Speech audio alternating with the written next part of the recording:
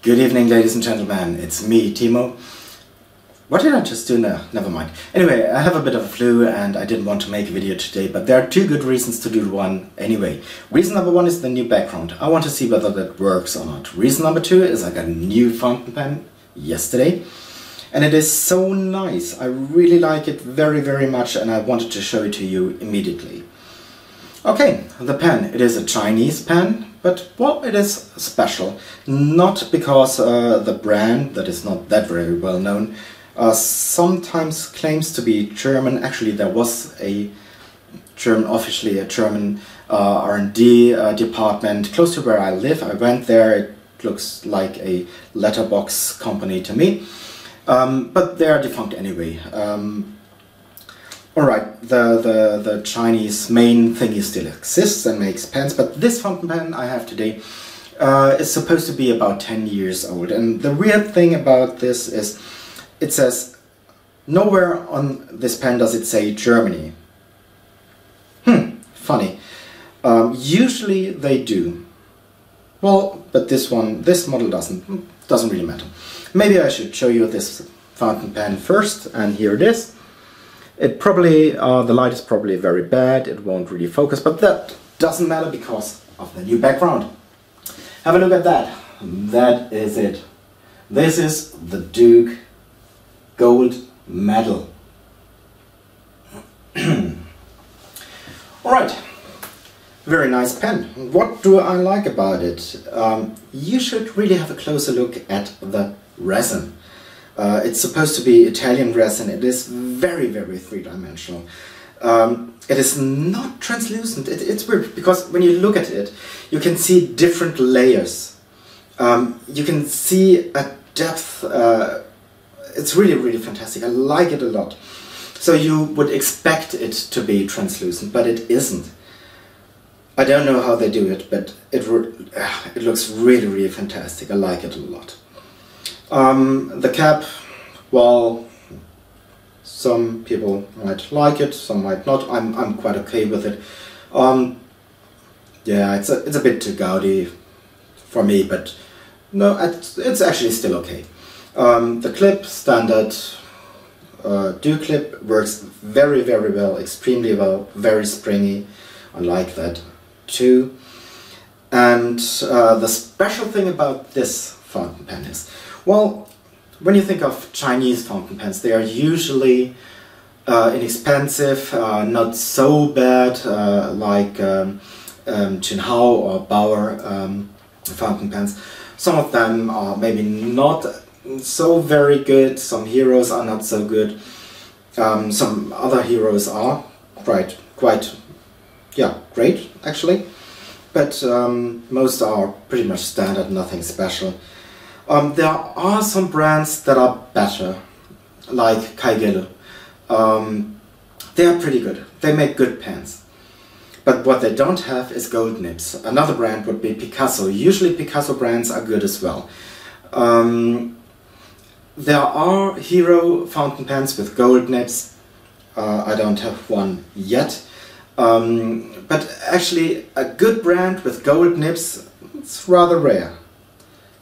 Duke has them. Duke has pens with gold nibs and they are still inexpensive. Well, not as cheap as your standard Jinhao, but this one cost me about $55 for a fountain pen with a gold nib. That's really fantastic. Alright, let's have a closer look at the nib. Lovely. It says 14K Duke, it has the Duke logo, it has a bit weird looking feet, but it works very, very well. Alright, so much about the nib. The most important thing is of course how this is going to perform. I have one tiny problem with this fountain pen. Wait, I had something here for comparison. Never mind. I'm just going to do that on the background. If everything works right, you're going to see a Lamy Safari and the Duke fountain pen side my side right now. And you can see the Duke fountain pen is rather slim.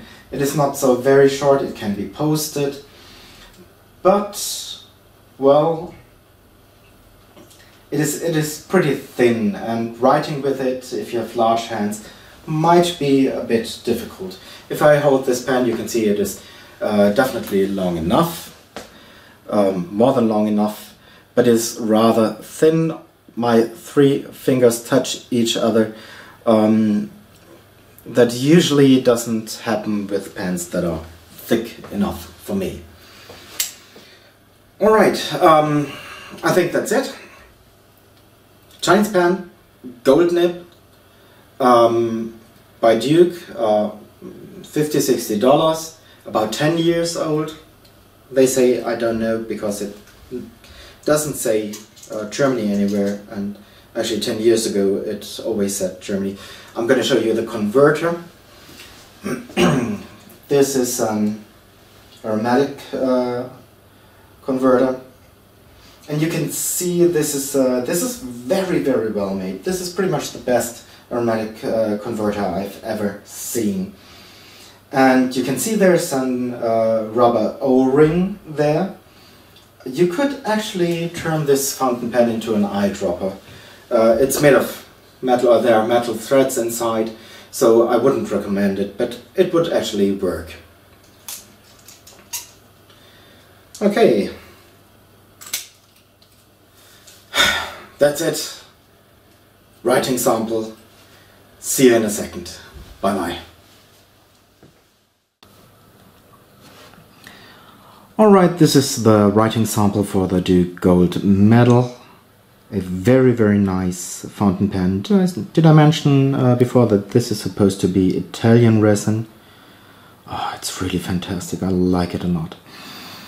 Okay, this pen can be posted very securely, but it's definitely long enough for me, so I won't.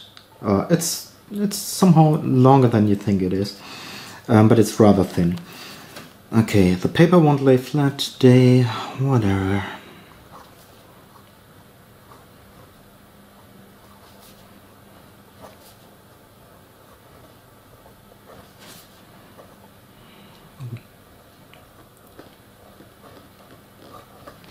Duke Gold Medal. The ink is J.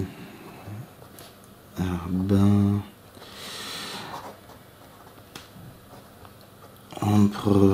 de Birmanie. Okay, and you can see there's a tiny bit of shading. I mean, this ink, it can shade, but usually it shades in wet flexi pens, not so much in thin nibs. And with the first writing sample, you will see that this is rather a thin nib.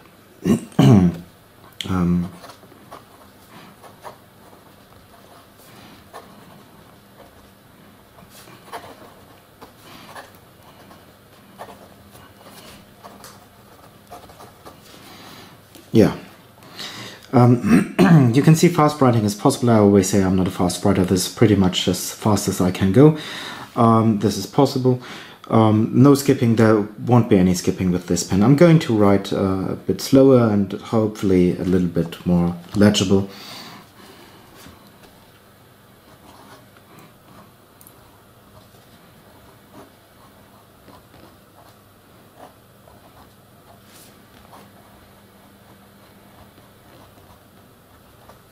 I don't know whether you can hear that or not, but this nib sounds a bit like the Duke Beijing Opera nib. It is very smooth. It does make some sound, but it is really smooth anyway. It is a very smooth nib, not the smoothest one I have. The Beijing Opera is smoother, the Leader definitely as well, or my Lamy 2000 will be smoother, but it is very pleasant. It's not scratchy. There's some resistance, but it's not scratchy, if you know what I mean. Okay, as I said, this is a rather thin pen. I have a heavy hand lately, once again.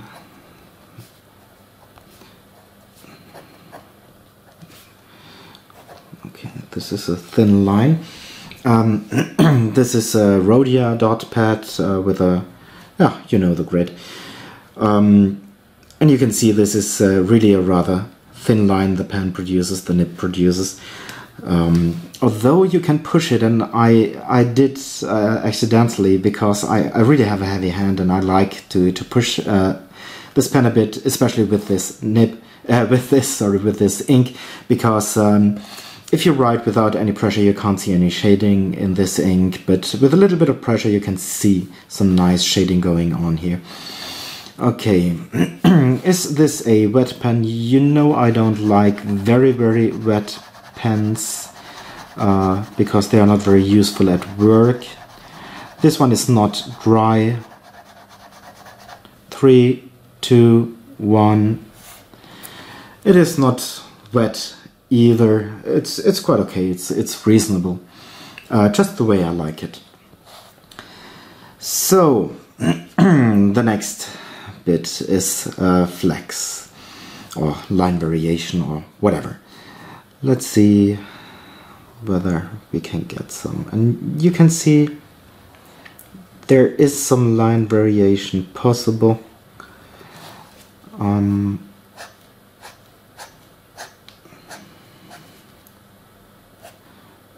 It doesn't look like very much line variation because the thin line is pretty thin. I have to measure that. But you can see there's quite, well, a difference between the thick and the thin line. Let's try a word.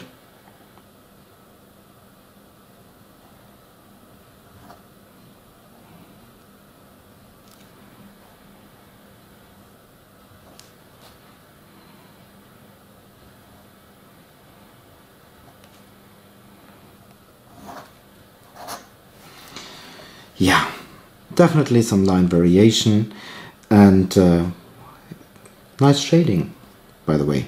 Yeah, all right, I like that a lot. Okay, the beauty is one of the main features of this pen. It is really a looker, really nice. It writes well. It is not the smoothest nib on the market, but it is pretty smooth. It is probably in my top 10, top 20, no, probably in my top 10. But for this price, well, this is hard to beat. A real gold nib for $55 and a bit of line variation with a new pen or a new old stock pen. This is pretty good. I like it. All right, that's it. Have you tried everything? Yeah. Some writing, some fast writing, line variation, wetness, well, not very wet. Now that it is a little bit drier, this patch, you can see that it could be a little bit more wet, but, well, I like it like that. At work I have to write and write, and I have to flip the pages, and I can't have a pen that is too wet. Okay, what I wanted to show you is... What I wanted to show you is this. This is the converter. It is a very good converter. Never seen anything like that. It is substantial. It is heavy duty. It has this nice Duke logo etched in. Really nice. Never seen anything like that. It's really cool. I like it a lot. And here's the rubber O-ring. You could turn this into an eyedropper, but, well, I said that before. The disadvantage of the O-ring is simply this noise. It doesn't happen when I take the O-ring off. Alright, I hope this was useful. This fountain pen is a bit rare. You can't simply buy it any time, but it pops up from time to time on eBay. And if you like the design, get one, because the nib will not disappoint you. It is definitely worth it. I like this pen a lot. So, thanks for watching, and see you in the next video. Bye bye.